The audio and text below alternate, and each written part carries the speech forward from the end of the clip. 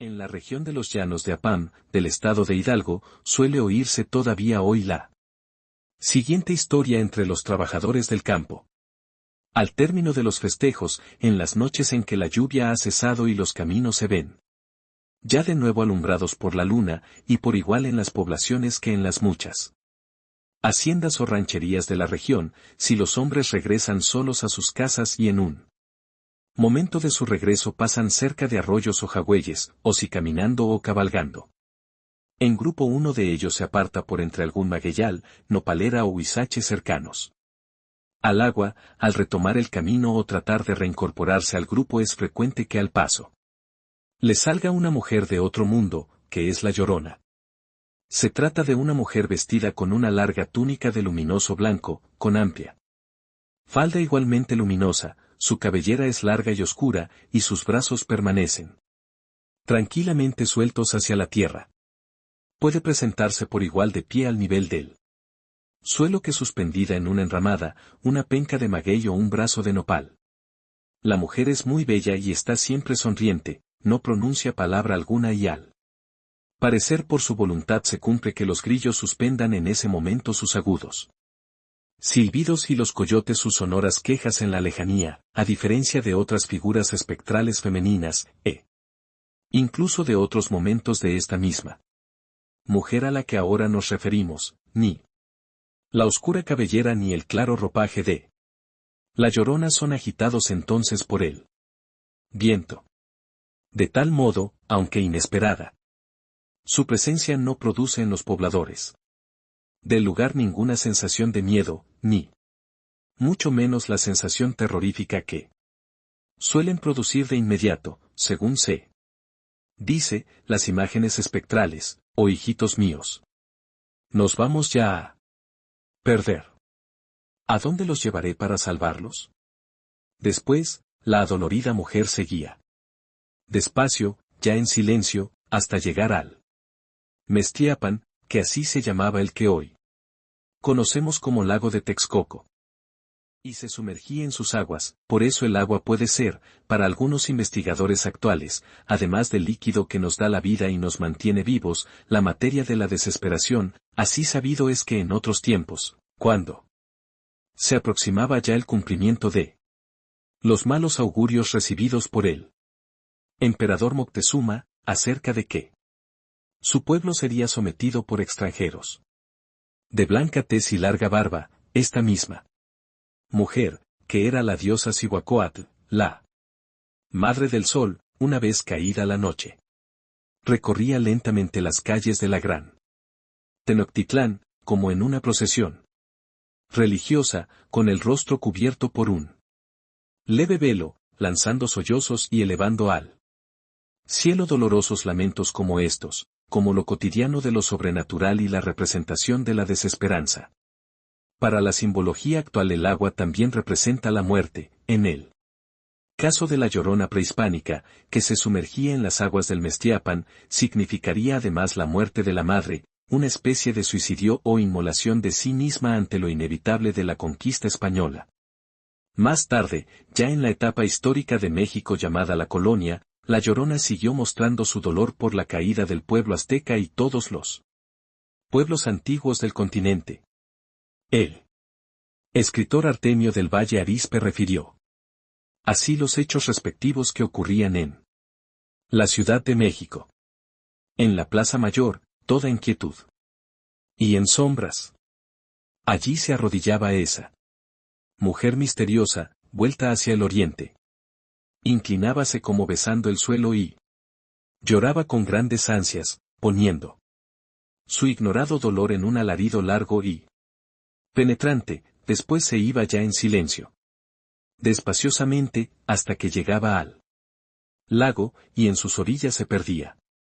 Otro importante escritor mexicano, Alfonso Reyes, opinó que ello tal vez tuviese que ver con todas esas voces oscuras, de abuelos indios, que lloran en nuestro corazón. Seguía en ese tiempo la Llorona ocultando sus facciones tras un velo gualde blanco que toda su vestimenta, mismos que el viento hacía revolverse. Como para revelar dramáticamente su lastimoso estado de ánimo, pues sin duda la adolorida mujer sentía haber perdido a muchos de sus hijos, pero, también, para mostrar que sentía en su ser mismo la pérdida de la felicidad de aquellos de sus hijos que habían sobrevivido a la conquista. Tenía la Llorona en aquellos anteriores tiempos, en los prehispánicos y en los de la colonia, una actitud de desesperanza, pues, según otros autores, su rostro cubierto podía querer simbolizar al pueblo que bajo la dominación española había perdido su carácter esencial, pero el hecho de que en los tiempos previos a la llegada de los españoles la Llorona se sumergiera o desapareciera en las aguas del lago de Texcoco, situado al oriente de la gran Tenochtitlán, y que la misteriosa mujer se volviese hacia el oriente y se inclinase como besando el suelo y llorando con grandes ansias, podría significar una invocación al renacimiento, pues algunos otros pueblos, como los totonacas, creían que al oriente estaban las almas de los niños que volverían a nacer.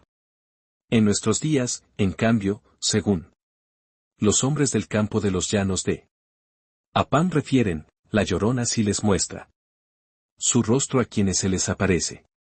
Esto es relevante, pues significaría que la espectral mujer ha mudado su carácter, pasando de símbolo de la desesperación al de una nueva esperanza que busca, además, reafirmarse de inmediato por medio del amor, para comportar una nueva posibilidad de desarrollo para su pueblo. La Llorona se habría despojado de su carácter de madre para investirse con el de amante. Por eso ahora, en el relato que venimos comentando, la Llorona tiene el rostro descubierto, al aparecérsele al hombre que anda en noche de luna, cerca de los arroyos o los jagüeyes. Le hace saber así que es bella y claramente le sonríe para luego invitarlo a que la siga entre las sombras. Para algunos investigadores, esta nueva situación revela, no solo la posibilidad de recuperar los antiguos sitios sagrados que el agua simboliza, sino la de recuperar igualmente la esencia de nuestras antiguas formas de vida mediante la apertura a secretos insondables. También significaría una moderna conjugación del patos y el eros asterisco de nuestro pueblo. Es decir, el paso de la antigua carga social y moral por la pérdida de nuestra idiosincrasia al júbilo ante la posibilidad de un nuevo destino, sano y pleno de oportunidades. Porque al andar la Llorona hoy por los arroyos, los jagüeyes y los nacimientos de agua, sugiere la búsqueda de lo que en otro tiempo tuvo un carácter sagrado. En efecto, esa dignidad se otorgaba a tales sitios antes de la conquista, a la vez que se los relacionaba con los dioses del agua. Alguno de los hombres de los llanos de Apam a quienes la Llorona ha secuestrado refirió, pasado el trance, que en aquel primer momento del cruce de miradas en la penumbra del campo pareció formarse un tenue hilo de color azul entre la mirada de la bella mujer y la suya, mismo que poco a poco fue ampliándose hasta formar una especie de velo en el que el propio narrador acabó por sentirse envuelto.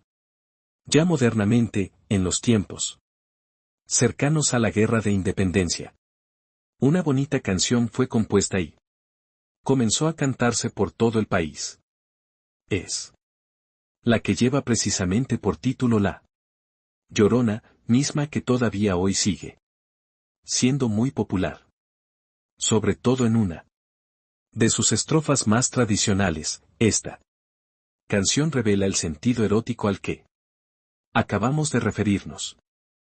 Algo espectacular en nuestros días, se dice, es que los raptados por la Llorona amanecen a veces en lugares muy alejados de aquellos en los que se los vio por última vez la noche anterior, es decir, en lugares muy alejados del sitio donde se apartaron hacia algún arroyo o jagüey y quisieron encaminarse de nuevo hacia su grupo o, solos, directamente hacia su vivienda. Al desaparecido, ni habiendo ido a caballo, y ni siquiera en el supuesto de que hubiera contado con un vehículo de motor, cosa imposible, pues sus acompañantes sabían que no había sido así, le hubiera sido posible cubrir una Distancia tan grande como la que lo separaba entonces del punto en el que había vuelto a aparecer. Esa distancia, siempre demasiado grande para haber sido cubierta en tan poco tiempo, aún empleando cualquier medio común y corriente. Y, al preguntársele a los propios raptados sobre lo que sucedió mientras estuvieron con la Llorona, ellos no dicen nada, como si hubiesen firmado con el femenino espectro un pacto de no revelarlo. Sin embargo, si llegan a esbozar sonrisas mayor o menormente sugestivas de que les fue muy bien, los raptados se muestran contentos. Entonces, no solo satisfechos de lo que pudo haber ocurrido, sino, incluso, como esperanzados en la posibilidad de otro rapto, o de algo igual de feliz, o más feliz aún, que pudiese ocurrir en el futuro. ¡Ay de mí, Llorona! Llorona. Llorona, llévame al río. A ver si sus aguas juntan. Llorona. Tu corazón con el mío. Si te gustó el video suscríbete y comparte. Deja tu like y tu comentario, gracias.